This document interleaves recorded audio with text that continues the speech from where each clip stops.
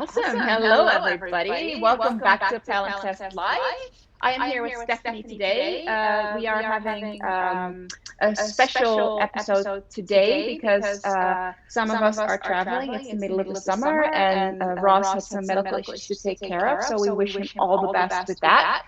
So to make sure that you guys don't have to miss us this week, we are going to rebroadcast the amazing interview that Rose did with the lovely Kate Taylor a couple of weeks ago. It'll be a little bit of a longer episode than you are used to because this interview takes, I think, a little bit over 50 minutes. So I hope you will stay on there and watch the entire thing because Kate is a really, really good interviewer and Rose is super amazing and her process is super interesting. So you will learn a lot about her and her process and where she comes from by listening to this all. And who doesn't want to know more about Rose? I mean, she's awesome. So if you want to follow Kate Taylor, she does these interviews with people and artists every week on her Instagram channel, Kate Taylor Art. So make sure you take care of that. And then without further ado, we will play the interview with the lovely Rose. Sorry, with the lovely Rose and Kate. Take it away, Stephanie. You can now close all the eyes in OBS. Okay, I'm going to close all the eyes in OBS, folks. Here we go.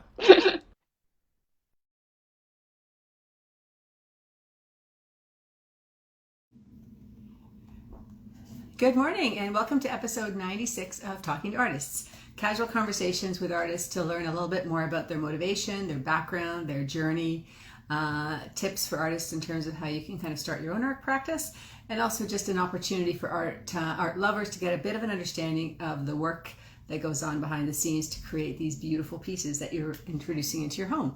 So today I'm going just a couple quick things. For people who are in Toronto, the Riverdale Art Walk is this weekend, so that's the 4th show in a row that I've got, and then it'll be pretty much over until September. So I hope you can come out. It's at Jimmy Simpson Park in Leslieville, 150 artists. It's going to be awesome. The weather is supposed to be gorgeous, so pretty excited about that. And I'm going to jump right in and actually introduce Rose. Because I'm looking forward to hearing all about her practice, which is so very different than mine. So I'm pretty excited about that. Hello. You know what? I forgot to put my earbuds in after I told you to do that. So hang on. I don't have mine. My bag was lost/stolen. So. Oh, that's horrible. I know. Yeah, I lost a hard drive with like so many photos. Oh, you know, I've had that happen a couple times. I'm one of these people that my hard drive corrupts. I've had it stolen a couple of times. So I actually upload everything into OneDrive into the cloud now. And it's just saved my butt so many times. But thankfully, you know, what I usually do, like, thank God, was I would upload the photos, go through them quick, do a quick edit, and pull out the ones I like and put them on my photo sharing site. Oh, good. It's horrible though. I have a year where I hadn't, my OneDrive wasn't connecting and I was lazy and I didn't figure it out. So I actually have almost a year's worth of paintings that I don't have photographs of and I don't know where they are. And it's weird because every once in a while I'll have someone say, oh, I love this piece. Can you do a commission of, I don't know, by the lake or whatever? I'm like, I don't have the painting. I don't know what it looks like. Yeah. So we're in simpatico about that. Yes, unfortunately, not a good thing to have to bond over. No. Nice to meet you, Kate, virtually.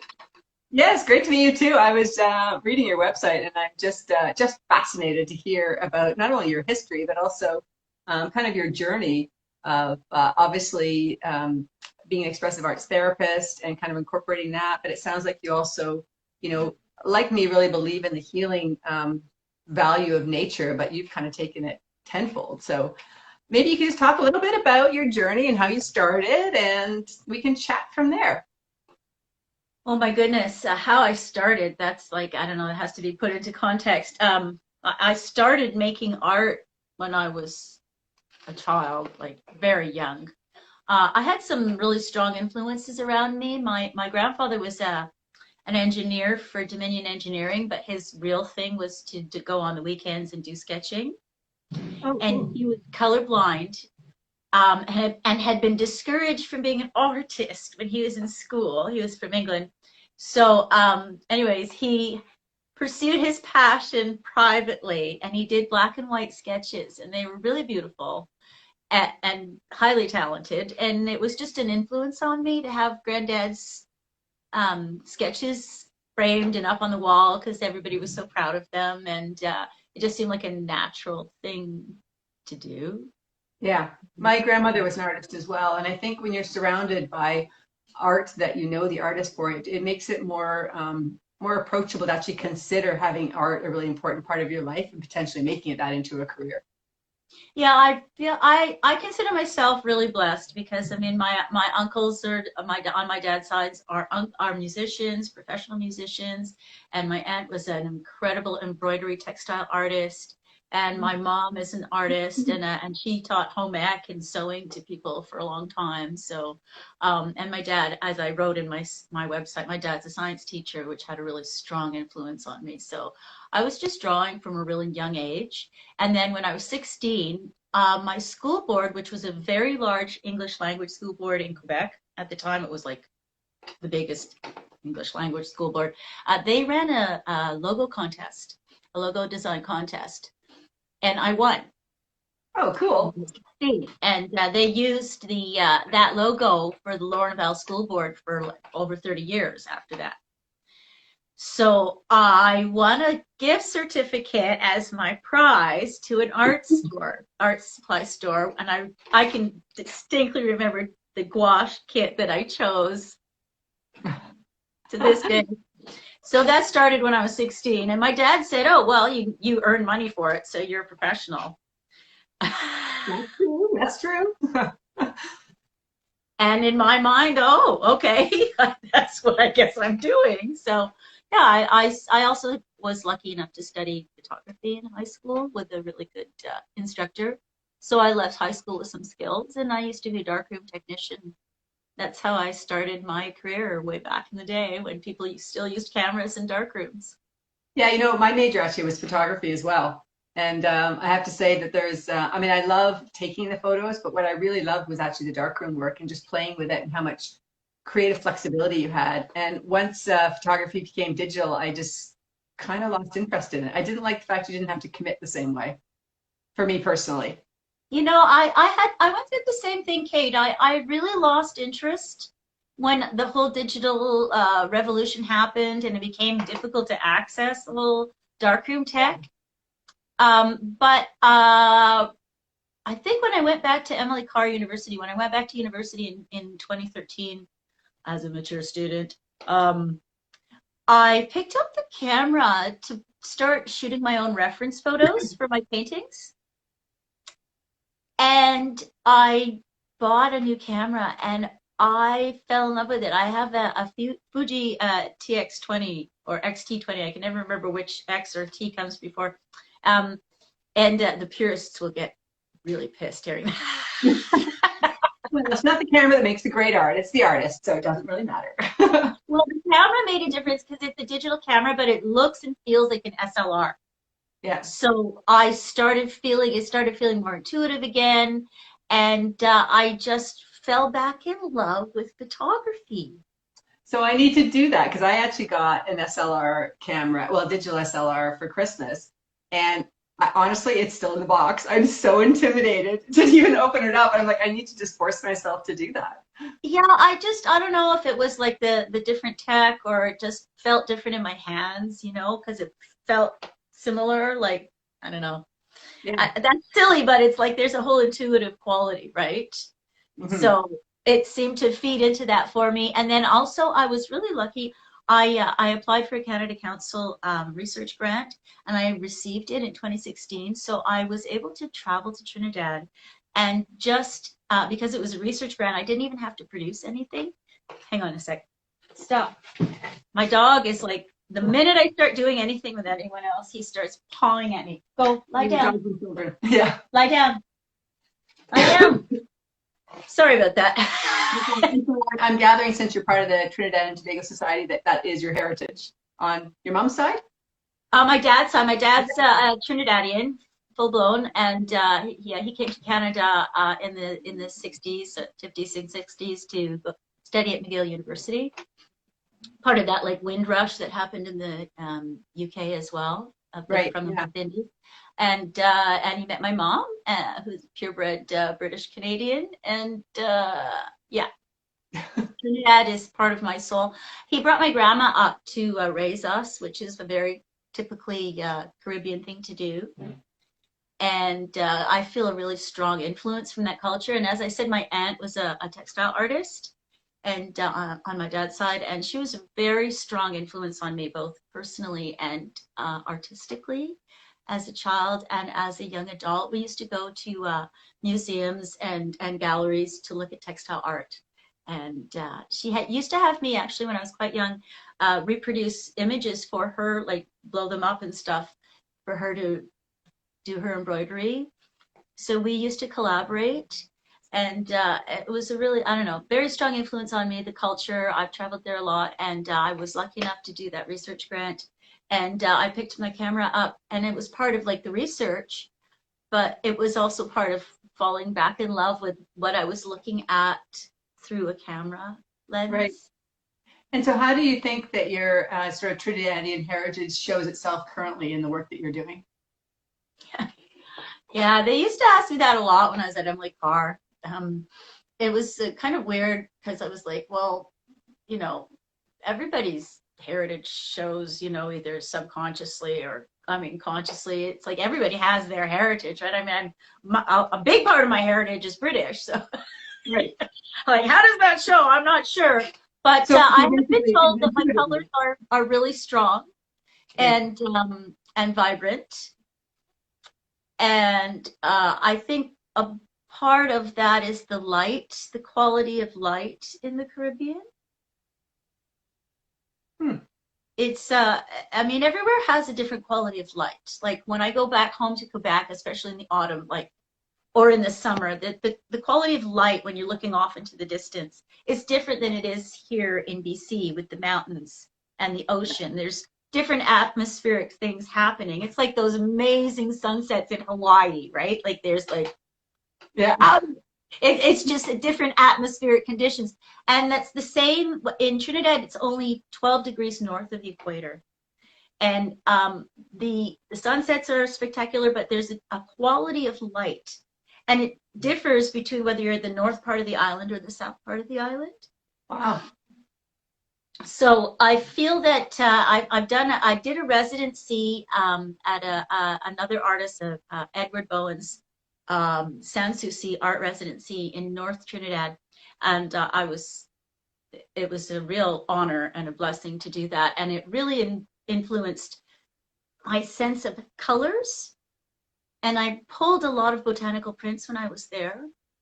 So I think it just sort of started something that's continued over the last 6 years. That's just infused my work. So yeah, there is an influence from that experience.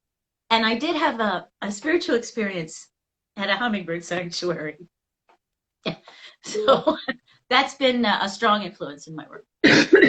Yeah, I noticed on your website you've got a lot of hummingbirds that show up in your photography, but also in your paintings too. Yeah, I mean, I've always had this thing with the natural world, and like when I was a child, my dad used to bring home animals and stuff, and like he was a golfer, so he'd bring home snapping turtle that he found when he was on the golf course, because he'd bring it home and then he'd bring it to his class to instruct his students. So we saw like everything. If a bird hit a window in our little town, we would bring it to my dad and he would take care of it and fix it up. So I just from a young age, I just had a real fascination with bugs. And we used to dissect frogs when I was little, and just the whole, not the gory part, but just the fascinating part. Understanding how it all connects, right? Yeah, just the fascination of biology and cellular structures. And my favorite show when I was a kid was David Suzuki's Nature of Things. And, you know, my hero is Jane Goodall. So my interest in animals and plants in the natural world it springs from a real genuine source. And then when I was lucky enough to step into that hummingbird sanctuary and just be surrounded by literally thousands of hummingbirds, and there's 17 different species there. So there were all these different variations in color, and the air was humming and the flowers were flowering, and just like, it was so intense. It was an intense spiritual experience for me, and it had definitely, that sensibility has infused everything I've done. And so yeah, the hummingbirds show up, but you know, the hummingbird is the official bird of Vancouver City. Oh, I didn't know that. Yeah, the Anna's hummingbird. They winter over here. So they're around, right? They're pretty awesome. We have them at the cottage too. And you know, when you have the opportunity, like we did during COVID, since we lived at the cottage, you really kind of sit in one place and you realize, first of all, I mean, everybody knows how active they are, but how much they sing and talk and how loud they are. Like, I never had really kind of clued into that before. Yeah, you know, once you know that, then you can't not notice when you're walking that, oh, you're like, oh, if I look really carefully, I might see a hummingbird. Yeah, they're pretty awesome. Yeah, well, the details of their biology is quite fascinating, and we're still learning more and more about them. So it's just like one of those areas of interest. Like, I'm interested in fish as well. I had a whole like painting fish for years, and about commercial fishing and losing the fish, because you know, this whole connection to the Caribbean. I saw the coral reef when I was a child. That was a long time ago, Kate. So the reef looks really different now. Within your own lifespan, yeah. Yeah, it looks like noticeably different. I don't do the glass bottom boat ride anymore because I find it heartbreaking. Yeah. Because everybody gets excited because you see just one ray go by. And when I was a kid, it was like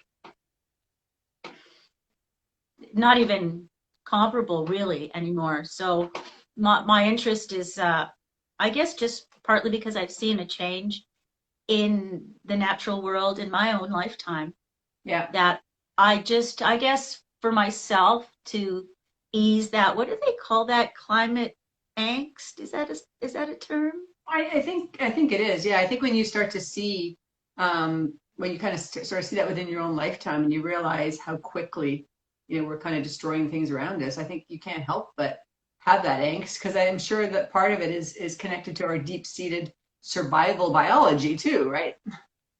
Yeah, like maybe they're like that primal part of our brain is like hyper aware, vigilant about the changes, the environmental changes. I really noticed the other day the difference from when I first moved to BC, and I used to think, wow, the bird song in BC is almost like the Caribbean. There's so many birds here.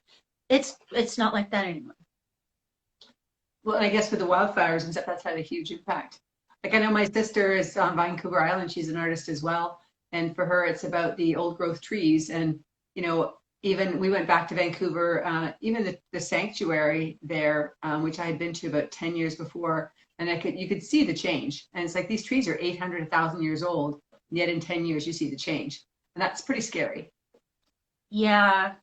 Things like tree rings and stuff, they're all changing because there's just so many stresses on them. One of the things that I'm sort of working with in my work, and it's part of the healing for myself to kind of process the angst and just to kind of raise awareness to heal the environment, is that there's a policy, the government has a policy of spraying the unwanted tree species that they're not into, that aren't harvestable, so they can kind of wipe them out and you know, to prefer the species that they can harvest. But that's the boreal forest species. Those are the ones that like our native flora and fauna like depend on, right? Like alder, for example, that it's fast growing and it recovers quickly after a fire. It's got really deep roots. They're spraying to get rid of them because they're not wanted. But for me, I make art from them, so they're precious to me. Well, even if you don't make art from them, I mean, the more you read about trees and the connectivity of trees and that whole kind of ecospan, you kind of realize that you can't just decide to pull out one thing and think you're not going to affect everything else too. Yeah, exactly. So, you know, I mean, anybody who's kind of conservation or environmental aware knows there's lots of programs and, you know, people trying to save the boreal forest. And I am interested in all of those things because when I walk through my environment, I'm seeing, you know, I'm walking along the ocean here, right? And I'm walking through the forest when I'm lucky enough, because I live in the downtown east side. So I have to seek these things out. Otherwise, all I'm surrounded by are, you know, the lifts that they use to bring the cargo off of the ships. Not sexy. Like, I actually find it ironic. I am like steps away from the water, but I can't access the water. Right. Because it's right beside the port. So that's one aspect of my work. It's like people might think I live in a wonderland of forest, but I don't. A lot of these leaves are urban leaves. Which also is super important to have that kind of nature within the city, right? To allow people to have a more healthy connectivity with nature. Yeah, for me, it's very, very personal because I have a mobility challenge. I have a disability caused by severe endometriosis that was untreated for 30 years. So I kind of lost bits and pieces of my body. And so it makes it hard for me to walk sometimes. And I can't walk that far. But walking is really important because I want to keep it. Like, I actually lost it after one of my surgeries. I had to relearn how to walk. Wow. So, so walking is like really important to me. And I walk even when it's uncomfortable, right? Even when it hurts, basically. And that's one reason why I have my little COVID poodle. Because he helped keep me, you know, going outside and walking and active and doing stuff. And right. Interacting with the environment that way is important to me. It's part of my personal mental health and well-being regimen. And you mentioned, I think, I mean, and I'm kind of guessing because you had endometriosis, and it sounds like that was a long haul to kind of get through. That you used art kind of as your therapy, and is that what led you into becoming an expressive art therapist? So that you could absolutely, because you know, basically what I had was the equivalent of kidney stone every time I had my menstrual period from the age of 12. But what eventually happened was the damage caused was just all the time, and then years into the whole process, I finally got adequate gynecological surgery. And during that surgery, my surgeon took photos and asked me afterwards, when did you get the stent in your ureter? And I said, I don't have a stent in my ureter. What I had was a big lesion that was wrapped around my ureter that goes, you know, between your kidney and your bladder. And so every time the hormones came down the chute, it closed my, and I did have the equivalent of a blocked, like a kidney stone, but it wasn't outside. It was from a lesion. Let's just put it that way. So I had very high levels of pain that I was told were in my head for a long time. I was sent to psychiatric wards instead of being given treatment. There's a big, you know, like that whole, yeah, woman of color in the medical system, and how you can be, you know, stigmatized and, you know, marginalized. Yeah, that whole thing happened to me personally. So along the way, I kind of started, you know, I did have mental health challenges because I was being told that I was doing it to myself, right? Like I wasn't really in pain and that I was causing myself to suffer. Right. But really I had a lesion that was blocking off my ureter from a really young age. So finding a way to cope and to stay sane and to continue believing in myself and what I was experiencing, like in my body and around my body, what else was I going to do? There's nothing else on the planet that's going to help you get through that but art. Right. I don't care what anyone says. I mean, they could have given me a million drugs. That was not going to help me cope with the chronic component and the acute component of what I was dealing with for 30 years. So I found art, and I'm glad that I'd started when I was young and that I had some skills, you know, because I used to just lose time. You know, lots of artists lose time when they're making their art, right? Yeah, for sure. Like I can totally see how it works very differently than drugs in the sense that you get into that zone and all of a sudden it's like, oh my God, 4 hours have passed.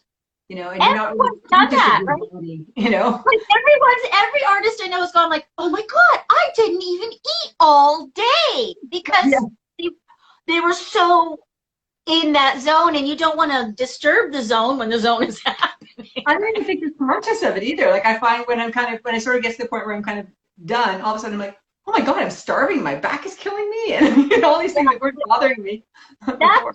That's the word. We're not conscious of our physical being when we're in that zone. So, it worked. It helped me find a place of refuge from having to be in my body. Right. And so then I guess you sort of felt that that was so powerful for you that you wanted to share that with other people and help them heal in a healthy way as well. Yeah, and I already did have a background in drama. I had studied drama when I was younger. I'd studied music. I played the trombone in the high school band, and our high school band was like high level. Like they won in Holland for like the international high school bands, and we had a stage band. And so music and drama and movement. I studied ballet and I danced. So all of those combined, that's expressive arts there. And so I had the right background, and I'd also done a lot of therapy myself. So not necessarily art therapy, but I'd explored, you know, what a therapeutic relationship is on the other side. And let's face it, I've been in the psych ward. Like I've been on every psych ward in Vancouver because that's where the medical system was sending me instead of giving me the help that I needed. So scary. It was scary, but you know, on the other side, when I was working at Riverview, the now defunct psychiatric hospital in Vancouver, you know, I found it very rewarding, and I had no fear to go on the locked wards, whereas a lot of other students didn't want to do that practicum because it seemed scary, you know. But to me, no, it wasn't scary. I could feel from the patient's perspective, you know, quite easily and empathize on that level, but also come at it with the skills as the expressive arts therapist at that point. So, yeah, you know, Kate, really it was about wanting to be able to share it with other people. Mm-hmm. You know, when I see people suffering, there's a component of I've watched, you know, as I'm getting older, my peers who had no sympathy for me when I was younger because nothing was wrong with them. But now some of them are, you know, encountering age-related challenges or even disability. Right. I can see that there's, you know, people need help to transition from the concept of I am the healthy me, you know, the not disabled me, to the, oh, now I need to use a cane sometimes, or, you know, now my eyesight's not so great, or I'm hearing impaired, or there's this transitional period for folks that is very difficult. And I'd love to be able to help people with that because, you know, it's a specific thing, but it's poignant and touching when I see it happening around me, you know. Well, and it's a hard thing too because it's natural. So intellectually, you know that as you get older, your body breaks down and you can't recover as quickly. But it's also giving up on, I think, your sense of self of what you were and having to change that, which is, you know, you want to grab onto and hold on to where you were when you were young and healthy and strong, you know. Yeah, exactly. Well, all of us do, you know. I mean, so do I. Like that's one of the reasons why I pursue this particular medium. You know, I could just go to the art store and buy art supplies like everybody else. But, you know, the whole seeking out my pigments and my my matrix and everything from nature and from recycled materials and from what I'm encountering in my environment. Like I'm using lichen, and I'm using bark, and what I'm finding when I'm walking. The train tracks are right here, and when there's bits of rusty stuff, I pick that up too because that's part of my process. So talk to me about specifically about how do you integrate that? Like if you have, rusty pieces and lichen, do you just kind of incorporate it in, or do you actually use those to create a chemistry that you then paint with, or what's your process? Yeah, well, in the case of lichen, it's an ancient source of dye. That's one of the things that we use before synthetic dyes. They have traces of it in some of the Viking archaeological digs. Excuse me, certain mushrooms and lichens will give you dye. You can either boil them or you can do an ammonia fermentation process. They call it ammonia fermentation, but it's basically like just sticking it in ammonia and water for a couple of months, shaking it around, making sure it has oxygen and heat to the right levels. And then it transforms some of them into these beautiful orchil-based purple dyes, and some of them are mauves and blues and like these lovely, beautiful natural colors derived from the things that are in our environment. I sustainably harvest those lichen because lichen are very slow growing. They're important for the balance in the ecosystem. So you only harvest them when there's windfall, essentially. And of course, in Vancouver, there's a lot of windfall. And so do you get the same color for the lichen if you do the ammonia process versus boiling it, or is it a different color? No. And different lichen will give you different results. Some of them, you put them in ammonia, they give you nothing more than brown.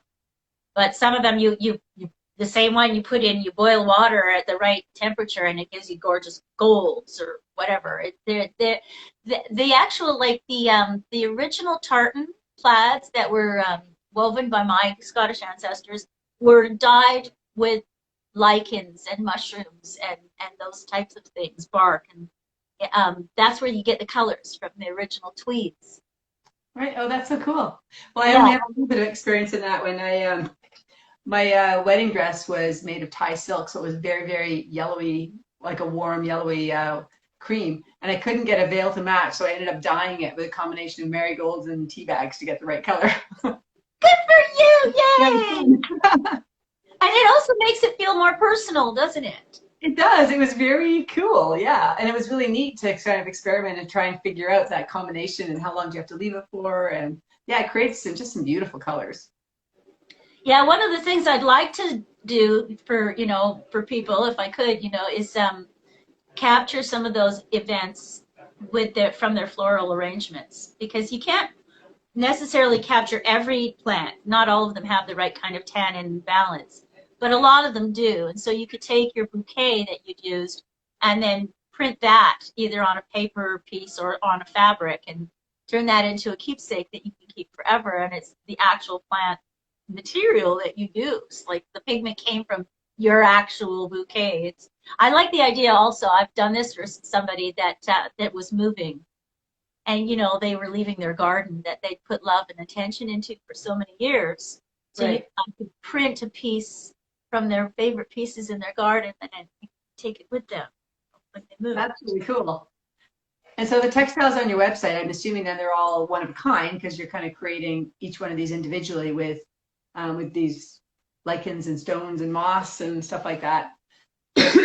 And so you were saying you also incorporate kind of leaves from the city. Are those get monoprinted on, or what do you do with those? Yeah, well, when I pick up the rusty bits, I stick them in some water and some vinegar, and I let them cook and turn into basically iron acetate, because it's vinegar and iron, and it oxidizes, so I get this rusty water. Essentially, I have nice rusty water. I do that with copper bits. I do that with iron bits, and then I have these like chemistry. I buy aluminum water. I buy aluminum so that I can put that in water. I treat my fabric or my paper with these different metals.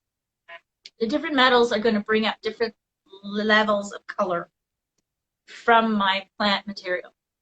Then I lay it down on this pre-treated matrix. Excuse me. I'm sorry, the train is back there. I hope you guys aren't hearing like the big train noise. No, we're good. I've got construction out my window. 1000 Parker Street is a great place to have a studio, but there's a train right there. So, anyway. Okay, so then I take my leaves and or flowers, mostly leaves. Some flowers print. I'm doing more experimentation with flowers lately. I lay them onto my matrix. I roll it really, really tightly. A lot of people use a metal pipe. I like to use a piece of plumber's tubing that's like that you use for your hot water, and then I put a stick in it to make it stiff while I'm rolling it up. And then when I could take the stick out, I could coil it, fit it into my pot, and the hose can stand the heat, because then what I do is I steam it for an hour and a half. So I've rolled it really, really tightly so there's really tight contact between my leaf and my fabric or my paper. It steams, it gets really, really hot. Take that out, unroll it, and you have a botanical print, like this one right here. This one is just pure botanical print, no component at all. The one above, I've painted. The one with the buck, I then went in and I painted to enhance some of the leaves, and then of course to paint the buck. Yeah. But most of it began as the botanical print with 3 different colors of natural dye. So I used a blanket with dye. I used cochineal dye, which is the magenta. I used logwood, which is the bluish, and I used Brazil wood, which is the orange. So at the top there's the orange at the top. And then this one at the bottom, that one's just recently printed. So that's all that is natural pigment from the leaves on a piece of wool. That's a repurposed piece of wool. So once I've taken it out of the steamer, that's what I got. Was the one I'm loving.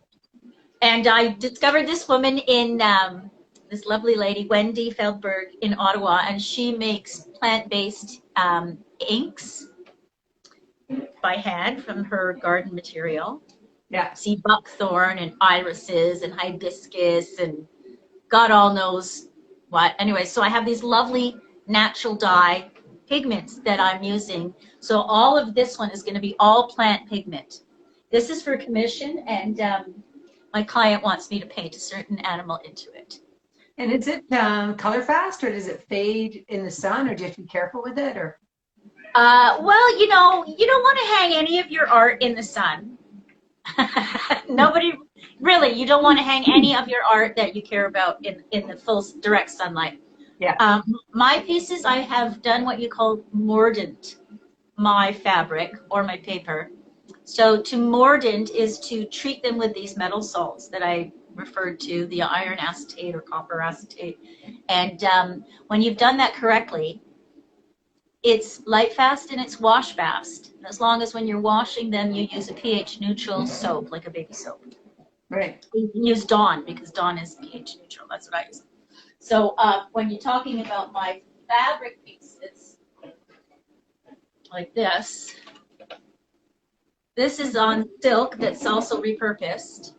And this is at least 5 years old, and it's been hanging. And it hasn't lost any of its color. That's really cool. And if you can see it, all the natural color of the leaves is transferred onto this fabric really beautifully. Oh, it's gorgeous. So, yeah, if you mordant correctly, you will not lose the natural dye. It may fade over time, just like indigo, like your jeans. Right. If you're really wearing them. I've got a pair of jeans that I printed like 6 years ago, and I can see like my photo when I first shot it, colors were really bright. The colors are not as bright, but the jeans are great. They still have the print, and I still enjoy wearing them. So it's interesting. My father is Estonian, and one of the things we used to do at Easter is we used to get like basically dye our Easter eggs, but with natural onion skins and natural products, and then you boil them, and your colors there just totally reminded me of that. And it's been interesting because we used to be able to pick up, you know, pieces of wool and stuff like that and create some just gorgeous patterns on our Easter eggs, right? And over the last, I would say 10 years, it's becoming more and more difficult. Like the onion skins obviously still work, but a lot of the other stuff is so color fast that it's kind of nice to be able to get back to being able to kind of get those natural dyes out of natural products. And you've inspired me to do more cool Easter egg stuff this year. Yeah, well, the Easter eggs are part of the whole inspiration for this medium. India Flint in Australia is pretty well known for having kind of popularized this modern movement of eco-printing. And she was influenced by her cultural background of dyeing the eggs with her grandmother. Yeah. Well, that's very cool. Yeah, that's kind of like a full circle right there. But yeah, for me, a lot of it came from exploring the medicinal plants that I was trying to kind of, I mean, I was into medicinal plants and herbal healing because I had this pain that I needed to deal with, and nobody was really, you know, allopathic medicine wasn't coming through for me.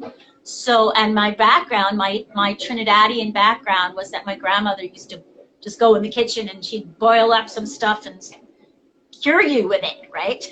Whatever sickness you had, grandma would go and make some kind of bush tea, bush medicine, and that would be the story. So this whole thing for me started with exploring the herbal healing of plants, the medicine qualities, and then when I discovered their diet component, I was my artist mind just went, oh my goodness, I could do both at the same time. So like all these things that look like they're very desperate kind of came together for you in one kind of cohesive body of work. Yeah, and you know, the process is long and laborious. It takes me days and days and days to like collect the plants and treat the fabric and find the fabric and source the metals and, you know, all of that stuff. So I always have like something cooking and on the go, and my freezer's full of plants instead of ice cream. I get in trouble for that. And you know, but it's a labor of love. It's a labor of pure love of craft, because I really enjoy the craft, the hands in their chemistry of just kind of almost like the dark room, you know. Yeah. Like the dark room was like a nice chemistry kind of nerd place to hang out. Totally. That's kind of what I'm doing, but on a whole other level, with incorporating the plants that are living in and around me, and the animals that I'm encountering, if I'm lucky enough, when I'm kind of walking through those plants. Because even in the city, I mean, we've got a skunk that lives right across the street in the downtown east side. I don't know where, but that skunk has somewhere to hang out at night. I don't know. Or are you going to track down the skunk now and figure out what you can do with them? But I might use the photo that I took, because that's part of the process. Is the photos that I'm taking when I'm doing these dérives, these walks, get incorporated then back into the pieces that, like these leaves are going to speak to me, you know. Yeah. They speak. A monoprint kind of tells you where to go, and it directs the development. And I like that part of the unknown of the medium that I'm doing. It's right. It's yeah. No. The odd chain.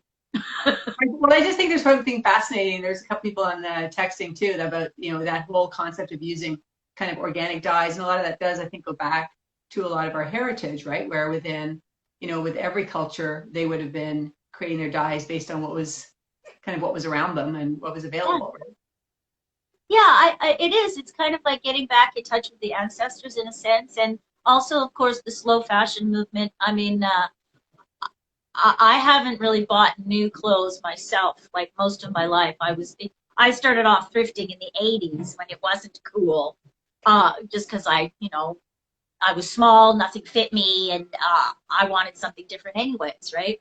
Yeah. So recycling, upcycling, thrifting, all of those terms, that's just been a way of life for me. But then, like, knowing that the fashion industry is one of the most toxic, polluting industries on the planet, it's all well and good. I want to fight, the oil industry, and I want to keep them from cutting down the, Fairy Creek. But my goodness, as a female human being, I need to be conscious about the amount of clothing that I am buying and consuming and throwing out, because it is hugely polluting. The dyeing and the treating of the fabrics is hugely polluting. And we don't need to do that. So for me, I'm making a personal statement about what I wish the world could sort of, step back to, in a sense. Like, even I know that there's people lobbying to change legislation about giving us back the right to repair the technology that we're buying. Which is ridiculous that we even have to fight for that right, where we're talking about recycling and all that kind of crap. And yet, like, you're super happy if your dryer lasts for 5 years. I'm like, that's crazy. The dryers used to last for 40 years. How many of us have a drawer full of defunct phones? Like, yeah. We should be able to go in there and open it up and fix it, get it repaired, like we used to do. Yeah, so, like in the old days. Well, especially because I don't really need the most recent phone. I just want something that works, that's consistent and reliable, and I don't really care what it looks like. Yeah, and I think there's a movement now for people to reject that whole I need to have the latest thing concept, because we all know now how polluting and wasteful it is. Yeah. So yeah, you don't need the latest, but hey, come to me. You can get an original, one of a kind. I do make wearables. I have limited edition, affordable, wearables that I make available sometimes, because when I'm thrifting, I find pieces that I want to print. I can't help myself. It's not just, untouched fabric that I want to print. I print pieces of clothing. I print tablecloths. I print, whatever. Somebody brought me a bunch of work rags that the shop didn't need anymore. And I was like, I can turn these into beautiful napkins. I just need to print them and put a little rickrack around the edges, and they're going to be amazing. This is a recycling concept. We don't need to throw these out. Right. We can use these and love these and adorn ourselves and be unique and individual, and not be contributing to the fast fashion debacle that's going on. Well, you're right. And it's like part of it too is closing that cycle in terms of figuring out where to send that stuff. Like, I sometimes kind of joke, I said, oh, I'm such a hoarder. And I'm like, well, I'm not really a hoarder, but I'm not willing to throw stuff out. I'm not willing to put it into the dump. There's definitely stuff I'll take to, donate or whatever, when it's stuff that either doesn't fit me or is, I got too fat for, and I will never be that size again. But sometimes it's hard to know how to responsibly get that stuff out of your world so it can go into somebody else's world. Yeah, it is. But you know what? Now that we're past COVID and we can gather again safely, taking precautions, we can go back to having those parties we used to have where, we'd say, oh, okay, I'm going to, bring the clothes that you don't want anymore, and we'll have a party, and, 8 or 10 of us will hang out, enjoy some music and some company, and we'll go through the clothes. And we used to do that, and it was fabulous, because the clothes, as you say, you've grown out of them, or you don't need them anymore, or your old maternity clothes or whatever. Yeah.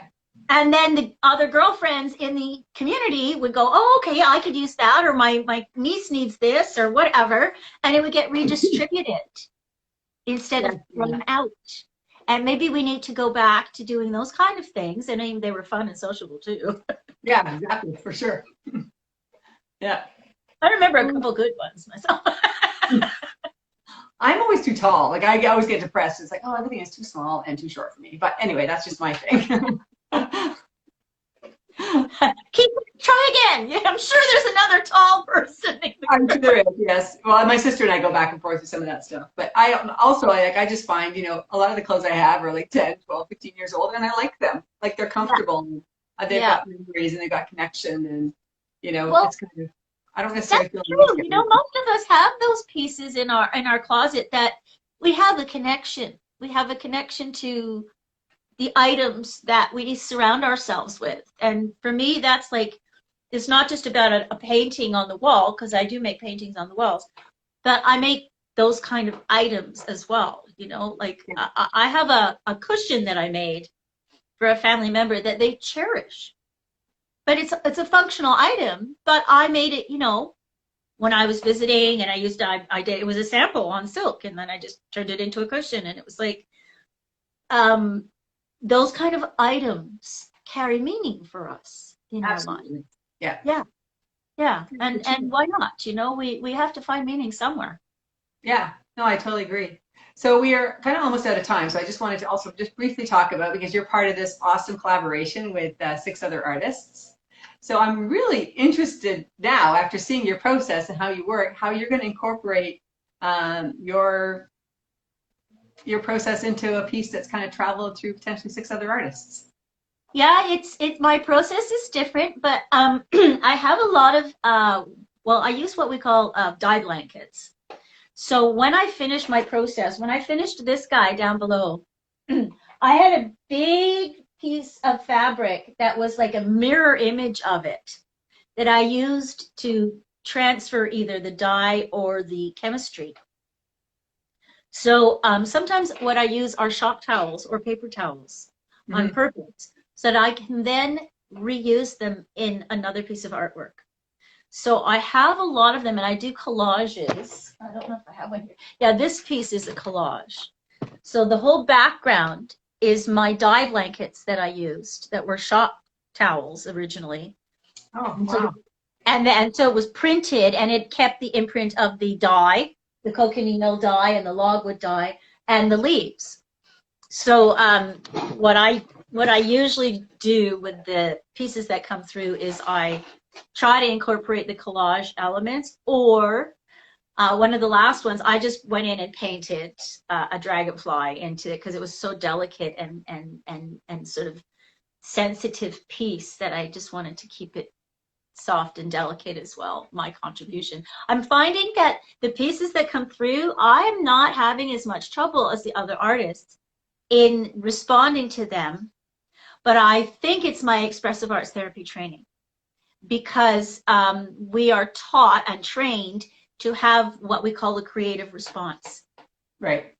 To our client's creative process, to whatever's happening for the other person, we have a response, a creative response. And so I'm finding that these pieces are bringing that out in me, and I'm enjoying it. I'm having like an instant creative response to like the visuals, and then I'm reading their little visa passport that's coming with each one, and the intentions that each artist had for it, and then that's influencing my creative response, almost like poetry. Right. Some of what they write is like poetry. I mean, I'm like in tears, like, oh my God, I'm so touched. So then I just put the piece up, I look at it for a couple of days, and I'm luckier than some of the artists. I have a studio. I have my little space. I have my stuff. Like I don't have to look for inspiration and stuff. I've got stuff. So it's a little bit easier, I think, for me to just go, oh, okay, this suits this guy, or this medium is perfect for this, or oh, I've got this collage or color or whatever. It's kind of like a little house of play for me, like Pee-wee's Playhouse. You're starting with the elements as opposed to having to create everything from totally fresh.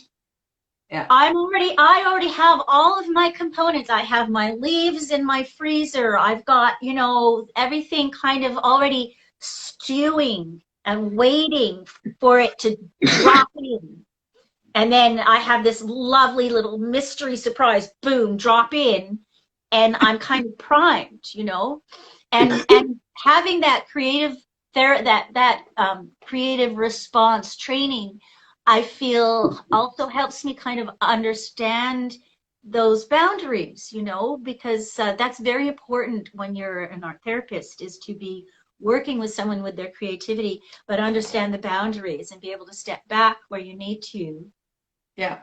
And just allow it to happen. So I think that that's helping me personally, because I'm just super enjoying this process. I'm just like delighted, and I'm finding it mysterious and challenging. I love the challenge of incorporating my thing into the other artists' visions coming together. I'm just finding it, I don't know, very stimulating. I find it highly creatively stimulating. That's how I'm describing it. I'm enjoying their personalities revealing themselves even more through the art.